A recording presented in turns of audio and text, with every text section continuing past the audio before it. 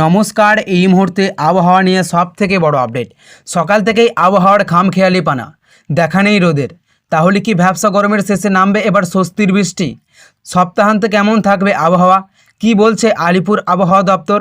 বিস্তারিত জানতে হলে ভিডিওটি অবশ্যই প্রথম থেকে শেষ পর্যন্ত দেখবেন এবং ভালো লাগলে অবশ্যই একটি লাইক করবেন এবং চ্যানেলে নতুন হয়ে থাকলে চ্যানেলটিকেও সাবস্ক্রাইব করবেন।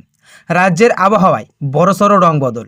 আলিপুরের আঞ্চলিক আবহাওয়া কেন্দ্রের আপডেট অনুযায়ী পূর্ব উত্তরপ্রদেশের সংলগ্ন এলাকায় ঘূর্ণাবর্ত এবং গাঙ্গেয় পশ্চিমবঙ্গ থেকে মণিপুর পর্যন্ত বিস্তৃত নিম্নচাপ অক্ষরেখার জেরে বঙ্গোপসাগর থেকে হু হু করে ঢুকছে জলীয় বাষ্প, যার জেরে উত্তর ও দক্ষিণ দুই বঙ্গেই দুই রকম আবহাওয়া পরিস্থিতি তৈরি হয়েছে। হাওয়া অফিসের সূত্রের খবর, উত্তরবঙ্গে ভারী থেকে অতি ভারী বৃষ্টির সতর্কতা। দক্ষিণবঙ্গে বজায় থাকবে অস্বস্তিকর গরম, হতে পারে বজ্রবিদ্যুৎ সহ ঝড় বৃষ্টি। দক্ষিণবঙ্গের জেলাগুলির ক্ষেত্রে তাপমাত্রার খুব একটা বড় পরিবর্তনের সম্ভাবনা নেই, তবে তীব্র গরম ও আর্দ্রতার কারণে অস্বস্তিকর পরিবেশ তৈরি হবে। দক্ষিণবঙ্গের পশ্চিমাঞ্চলের জেলাগুলিতে যেমন পুরুলিয়া, বাঁকুড়া, ঝাড়গ্রাম, পশ্চিম মেদিনীপুর এবং পশ্চিম বর্ধমান তাপমাত্রা স্বাভাবিকের চেয়ে প্রায় 2 থেকে 4 ডিগ্রি সেলসিয়াস বেশি হতে পারে। গত 24 ঘন্টায় রাজ্যের মধ্যে সবথেকে বেশি তাপমাত্রা রেকর্ড করা হয়েছে পুরুলিয়ায় 40.7 ডিগ্রি সেলসিয়াস।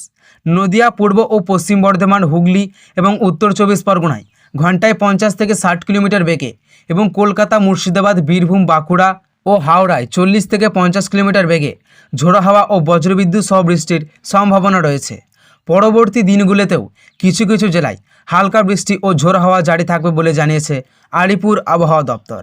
আলিপুর আবহাওয়া দপ্তরের পক্ষ থেকে জানানো হয়েছে যে আগামী কয়েকদিন দার্জিলিং, জলপাইগুড়ি, কালিম্পং, আলিপুরদুয়ার এবং কোচবিহার জেলায় হালকা থেকে মাঝারি ধরনের বৃষ্টি বা বজ্রবিদ্যুৎ সহ বৃষ্টিপাত হতে পারে।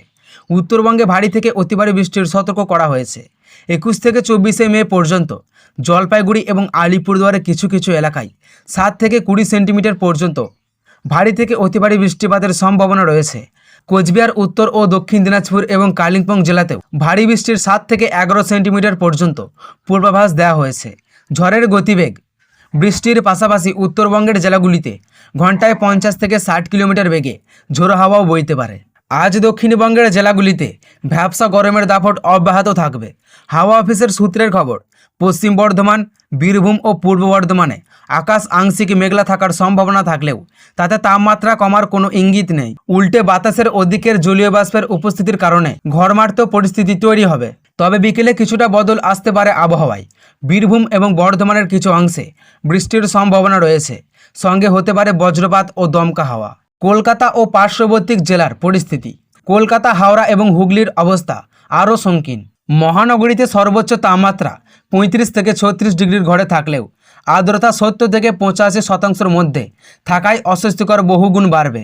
বিকেলে ছিটে ফোটা বৃষ্টির সম্ভাবনা থাকলেও আবহাওয়াবিদদের মতে সেই বৃষ্টি স্বস্তি দেওয়ার চেয়ে ভ্যাপসা গরম বাড়তে পারে বেশি। পশ্চিমাঞ্চলে কাল বৈশাখীর ইঙ্গিত। পুরুলিয়া, বাঁকুড়া ও ঝাড়গ্রামের মতো পশ্চিমাঞ্চলের জেলাগুলিতে তাপ প্রবাহের সতর্কতা জারি করা হয়েছে। তবে আজ শনিবার বিকেলের এই জেলাগুলির কিছু অংশে কাল বৈশাখী হতে পারে।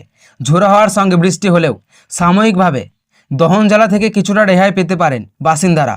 মেদিনীপুরেও বিকেলে বজ্রবিদ্যুৎ সহ বৃষ্টির পূর্বাভাস রয়েছে। দক্ষিণ যখন পড়ছে, উত্তরবঙ্গ তখন ভাসছে। হাওয়া অফিসের আপডেট অনুযায়ী দার্জিলিং, জলপাইগুড়ি এবং আলিপুরদুয়ারে ভারী থেকে অতি ভারী বৃষ্টির সম্ভাবনা রয়েছে।